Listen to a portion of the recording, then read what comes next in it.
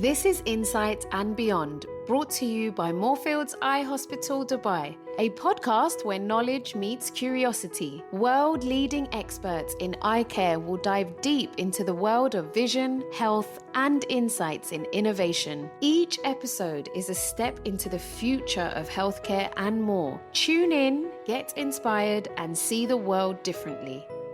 Welcome to Insights and Beyond, Moorfields Eye Hospital podcast. I'm Dr. Salma Yassine, Paediatric and Neuro-ophthalmologist at Moorfields Eye Hospital. And I'm Dr. Alia, Issa, an aesthetic oculoplastic surgeon here at Moorfields Eye Hospital Dubai. And today we'll be talking about very interesting things, and we get a lot of questions about them. Let's start with droopy eyelid, Dr. Alia. That's a very interesting topic. To be honest, droopy eyelids is something I see in my oculoplastic clinic very, very frequently. And what we have to think about is that, there's different understandings about droopy eyelids. Some situations, patients might come in and say, oh, I have droopy eyelids. And what they really mean is the eyelid skin, right? Not the actual eyelid itself. And in other situations, it might be the eyelid, right? That the muscle has gotten weaker. And then we do have to do certain investigations more to basically get to the bottom of the root cause of the droopiness. Yeah. So droopiness can be caused by neurological abnormalities and mechanical or aging processes. Exactly. So we always try to rule out any neurological abnormality, especially if it fluctuates throughout the day, if there is double vision. Exactly. But let's say the patient doesn't have any neurological abnormalities and he's presenting with droopy eyelid. What options does the patient have? And they don't like the way they look. Yeah. So, when it comes to droopy eyelids, first of all, we do have to do the investigations first. Right. And when there is no neurological issue, sometimes the muscle of the eyelid has become a little bit weaker and we can tighten this. There are different kind of ways to approach this. We can do a surgery from the inside or from the outside of the lid. But in some situations, and actually in most situations, because the droopy eyelid is, gets worse over time with age, they will also have a little bit of excess skin on the eyelid itself, right? Yeah. And then we can address both issues at the same time. So basically doing a blepharoplasty and what we call a ptosis surgery. So you do them together? Yes. Okay, yes. That's good. Yeah. And does it leave any scars? Well, the scars are usually really well hidden. So when it comes to the blepharoplasty scar, it is inside the skin crease. And the nice thing about the eyelid is it does heal really well if we adhere to the right techniques, right? When it comes to the ptosis surgery, so when we do an individual ptosis surgery without removing any excess eyelid skin, we do have the option to do it from the inside of the eyelid, and that leaves 0 scars. Oh, that's interesting. And what's the downtime? Like, patients always ask about the downtime. Yeah, of course. Usually what I tell my patients is like, when it comes to blepharoplasty, we remove the sutures after 1 week. And this 1 week is usually where I tell the patients, okay, you might have some swelling and some bruising, and that might even get a little bit worse over the first couple of days before it gets less. There are some things that the patient can do themselves to improve bruising and swelling, like cold compresses, of course, taking the drops and the ointments that we give them. But usually after 1 week, the bruising does get down, and most of the time after 2-3 weeks the patients are completely fine. That's good. And is it a painful procedure? No. So we do generally, the procedure can be done under local anesthesia or local anesthesia with sedation. In very, very rare cases under general anesthesia. Generally we don't need to do that. And the patients just sleep through the procedure. Okay, so it's technically painless, right? It's technically painless. Amazing. Yes. I think we might need it in a couple of years. I think everybody at one point will at least need a blepharoplasty, right? Because the skin just ages over time and it will stretch. I mean, it's no surprise all our face kind of drops down and stretches out, due to aging, sun exposure. Things like smoking and unhealthy diet, of course, plays a role as well. And what we have to keep in mind nowadays, we do have a surge of people who lost a tremendous amount of weight in a short period of time, right? Because of those injections that are around. And what happens is, the patients, they lose fat and the skin becomes looser, and they generally notice this kind of excess skin a little bit more. So in those situations, sometimes we even opt for a surgery a little bit earlier. Okay. And can we do anything about like the bags under the eyes? Is there a procedure, or is there like laser that we can do? Yeah. So, bags under the eyes is a very common concern, right? So sometimes even younger patients in their 20s suffer from bags under the eyes. The most important thing that we have to understand is that there are many different reasons for why you might have bags under the eyes, right? So patients come in and say generally, oh, I have dark circles. But what are dark circles? No? So in some situations, the dark circles might be due to pigmentation, so actual melanin darkness under the eyes. In other situations, the dark circles might be due to a fat prolapse under the eyes. No? So we generally do have, everybody does have fat bags under the eyes, which have to be there because they work like a cushion for the eyeball. No? But over time, it can increase a little bit in amount, and also there is something which is called the septum in front of those eye fat bags, which loosens over time, and then you will see this kind of prolapse of fat a little bit more, and it really looks like a bag. In those situations, if it's a very small bag, we might opt for some kind of injectables to kind of cover it up, but when the bags have reached to a certain point, surgery is the best approach. And do you do the surgery? Is there like a skin incision for these surgeries, or how do you do the surgeries? So there are different approaches. Generally, whenever we can, we will do the surgery from the inside of the eyelid. So that's completely scarless from the outside. Amazing. Amazing. Yeah, it's a very delicate procedure, of course, where the incision is made, the eyelid is flipped and there's a small incision from inside the eyelid, and we reach directly into the fat bags. And then we can either just reduce those fat bags to a certain extent or reposition them, because very often you will see an eye bag and a hollow underneath. And this hollow, when we just remove the eye bags, will still be there. Right. This is something we have to discuss with the patients. No? And in those situations, you might opt for repositioning of the fat. Now, there's one very important point that we have to keep in mind when we do the surgery from the inside. When we do the surgery from the inside, we are not addressing excess skin. Right. So if you have a lot of excess skin and looseness, right, you might want to add another procedure where, like, for example, a skin pinch or some kind of tightening of the skin around the eye. That isn't an option for every patient because we are ophthalmologists. So, of course, for us, the function of the eyelid is the most important thing, right? So some patients might be, oh, can't you just tighten this? We can only do that when there is excess skin. Now, when there is no excess skin, there is a risk of getting what we call an eyelid retraction, which basically means that the eyelid pulls down because we need the skin there to have a proper position, because otherwise you run the risk of getting really severe dryness of the eyes, irritation, redness, and also an aesthetically unpleasing result, which of course we want to avoid as much as we can. So I think it's very important to do these procedures with an eye doctor specialized in cosmetics, right? Because we understand the anatomy of the eye. Yes. So when we're removing the fats, we know exactly where the muscles is. Exactly. And we know when to remove extra skin.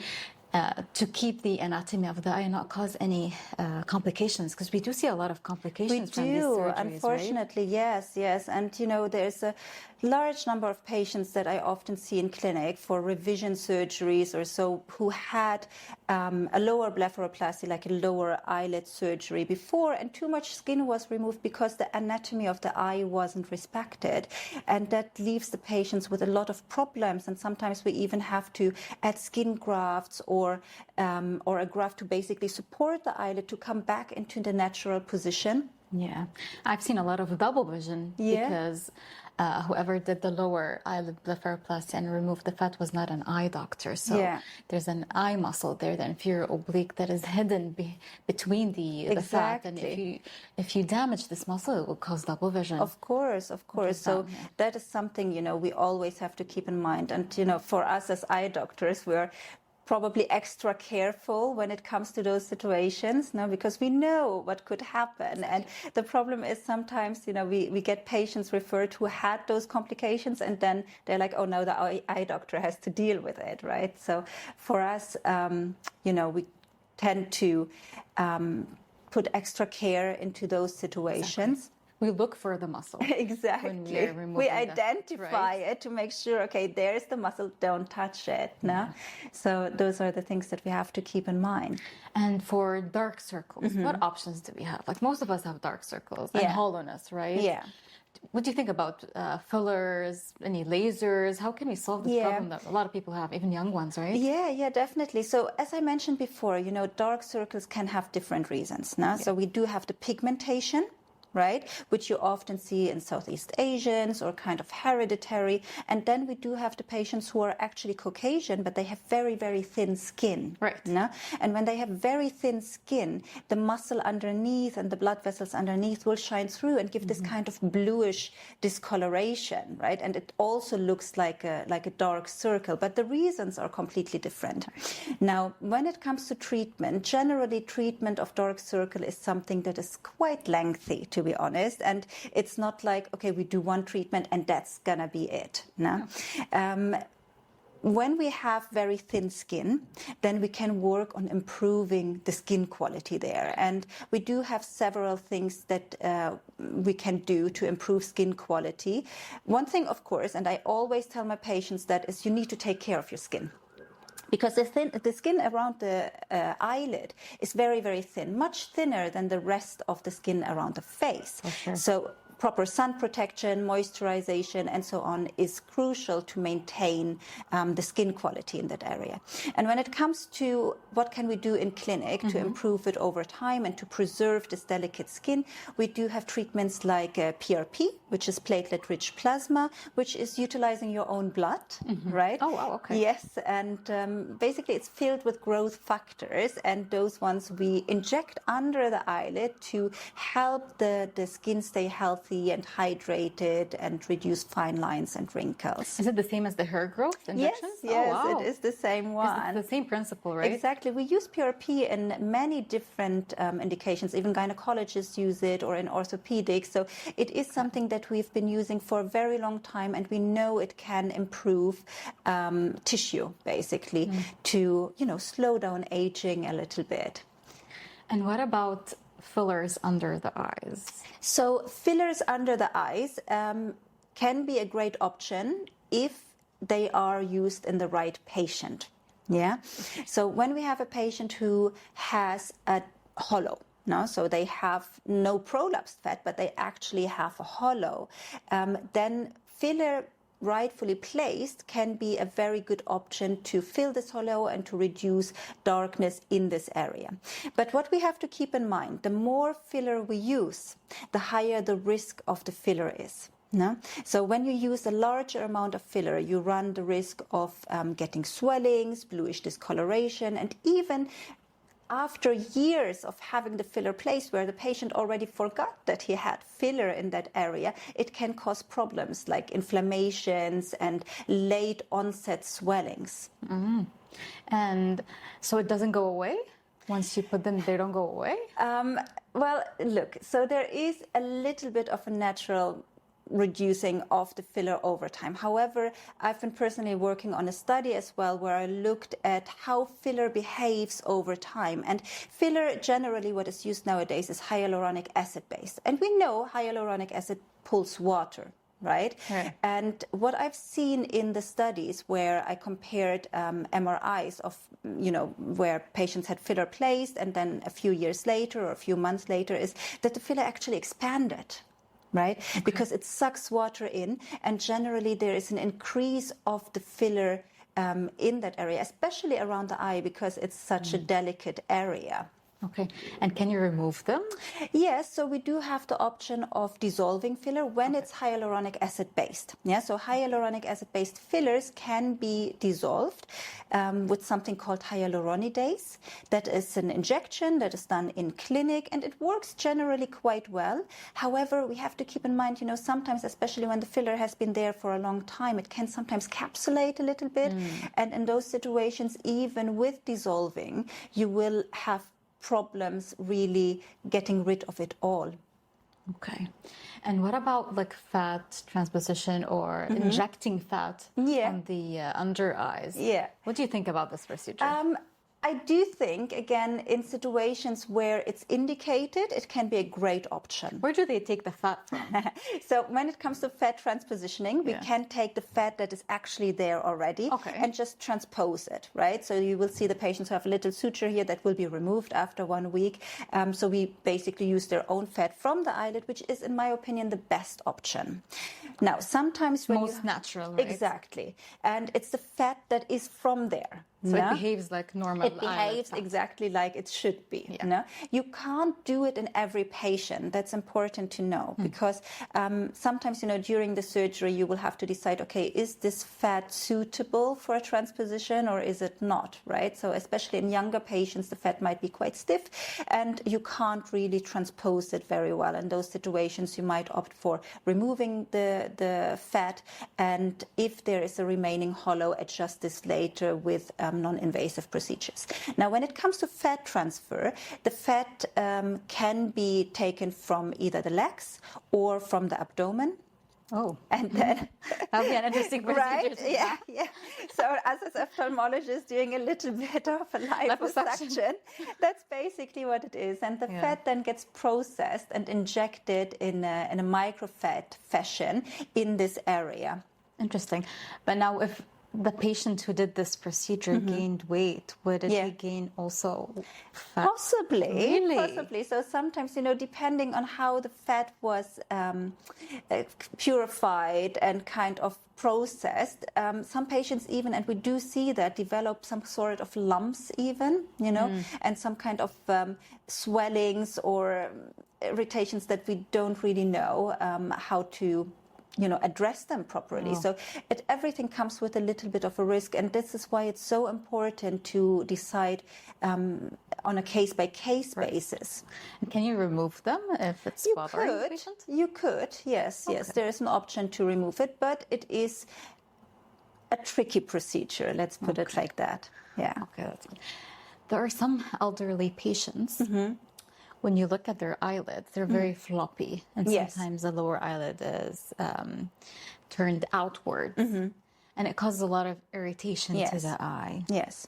What options do we have for these patients? So most of the time when it's floppy, surgery would be the best option because we do have excess tissue, right? And so we need to tighten this. There are procedures like lid tightening procedures like cantoplasty or cantopaxy, depending on the severity, or even where we have to actually remove a part of the eyelid and suture it back together. It can give a very nice, aesthetically pleasing result to address this kind of issues as well. And is it done under general anesthesia? Or? No. So usually all those procedures are done under local anesthesia with sedation. Okay, so even if someone have multiple risk factors, can do general anesthesia, they can do this procedure, right? Yes. Okay. And we spoke about droopy eyelid before, but this also can happen in young children, right? Exactly. Some kids are just born with eyelid asymmetry, and parents really want to do something about it because they don't like the way it looks. So in children, we don't really like to operate really early on unless it is causing problems in their vision. Exactly. So if it's covering the eye, not allowing the vision to develop in that eye, if it's causing astigmatism, this is when we opt to operate. Of course. Because if we do the surgery, let's say for cosmetic reasons, we might not get it right because we do it under general anesthesia. So it's hard to predict where the eyelid would be. You don't do it under general, you do it under local anesthesia, right? Yeah. And you sit the patient up and you modify it, right? Can you tell us more about that? Yeah, so there are different approaches, right? When we talk about children, the problem there is that the muscle is actually really weak, and sometimes you remember when I told you we can do a surgery from the inside of the eyelid and the outside of the eyelid? This is basically addressing the muscle that lifts the eyelid itself, so the muscle that is in the eyelid. Now, when it comes to children and the muscle is very, very weak, we can't often do that kind of procedure because the muscle is too weak to kind of reposition the aponeurosis, it's called, to get this proper lift. And in those situations, we have to utilize another muscle, which is basically the forehead muscle, which also can lift the eyelid a little bit. And in children, sometimes that's the only option when the muscle is too weak. And that, of course, in children, we would do under general anesthesia. Okay. And the problem, when you do this in children, they have to learn how to lift their forehead, right? Because it's like when they're lifting their forehead, at the same time, they're elevating their eyelids. Yes. So it's a learning process. It's a learning process. And also we have to keep in mind, and this is something we have to talk with the parents about, right? Because they are lifting from here and we have kind of readjusted the whole position of the eyelid lifting mechanism, they will often also have problems like dry eyes, or when they look down, they will have something called lid lag. But as you said, in children, it is extremely important when it's affecting the vision to address it early on. Yeah, just to avoid lazy eye and amblyopia. Exactly. But in children who have a little bit of asymmetry, because I mean, sometimes you get asymmetry, right? Yeah. We always don't have the same size of hands and both different foot size, right? And sometimes you will need a revision. No? Right. So this is something we have to discuss. So it's very important to understand that there are cosmetic reasons and there are medical reasons. No? And when it comes to medical, it's really more about the function. Of course, we always want an aesthetically pleasing result. But for us as ophthalmologists, the function of the eye and the vision is the most important thing to preserve. And I've been reading recently about polynucleotide. Do you do these injections? Can you tell us more about that? We do. So it's something that has come out from Korea, I think, because Korean skin beauty. Korean skincare is the hit, right? And they've been doing it for years. So basically, what polynucleotides are little building blocks for your DNA and RNA. And studies have shown that they improve skin quality, and they are also used around the eyelid area because, you remember we have very thin skin in this area. And what we do is we inject those polynucleotides around the eyes, and over time, they help to tighten the skin. They help to also reduce to a certain degree darkness. But generally, it kind of gives you this kind of more hydrated and youthful look. Right. Exactly. Does it help with the hollowness as well, or just for like tightening up? Well, it's not a filler, right? So the only thing that will really help with hollowness is either filler or fat transfer, no? Because the polynucleotides are ingredients that will help to improve the skin quality. So it's important to note it's not a filler, but it can improve the hollowness by improving the skin, basically. So we really have to take care of our skin, right? Exactly. Including the eyelids. Yes. And preventative treatment is always better than interventions. 100%, I agree. Right, so our time is up. Thank you so much for tuning in, and hope to see you again. This is Dr. Salma and Dr. Alia. See you soon.